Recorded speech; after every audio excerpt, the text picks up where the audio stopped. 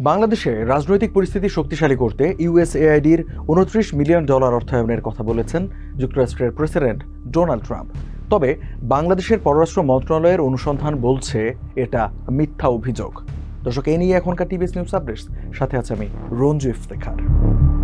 পররাষ্ট্র মন্ত্রণালয় বলছে বাংলাদেশে ইউএসএআইডির অর্থায়নে $29 মিলিয়ন প্রকল্প স্ট্রেন্থেনিং পলিটিক্যাল ল্যান্ডস্কেপ বা এসপিএল ইন বাংলাদেশ শীর্ষক একটি প্রকল্প বাস্তবায়িত হয়েছে।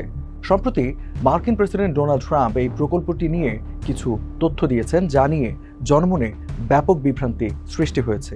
এই পরিপ্রেক্ষিতে বিষয়টি পররাষ্ট্র মন্ত্রণালয় অনুসন্ধান করেছে।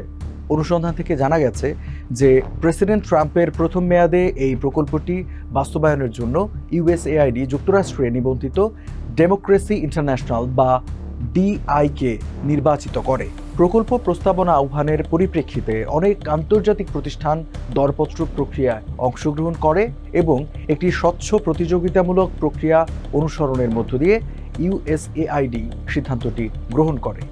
2017 সালের মার্চে চুক্তি স্বাক্ষরের পর ডিআই প্রকল্পটি বাস্তবায়ন শুরু করে।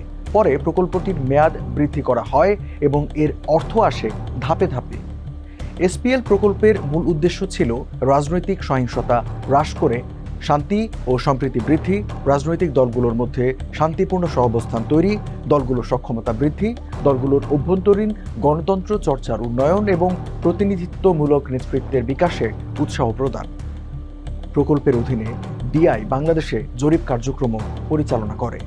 পররাষ্ট্র মন্ত্রণালয়ের অনুসন্ধানে আরও দেখা যায়, প্রেসিডেন্ট ট্রাম্পের প্রথম মেয়াদে যুক্তরাষ্ট্রে নিবন্ধিত ডেমোক্রেসি ইন্টারন্যাশনাল বাংলাদেশ এসপিএল প্রকল্পটি বাস্তবায়ন শুরু করে। তাই এটি বাংলাদেশের 2 জন ব্যক্তির মালিকানাধীন কোনো সংস্থাকে প্রদান করার অভিযোগটি সত্য নয়। বস্তুত এ ধরনের প্রকল্প বাস্তবায়িত হয় বাংলাদেশ ও মার্কিন যুক্তরাষ্ট্রের দ্বিপাক্ষিক উন্নয়ন সহযোগিতা চুক্তির মাধ্যমে। এক্ষেত্রে ব্যক্তি বিশেষে কোনো কিছু করার ক্ষমতা থাকে না।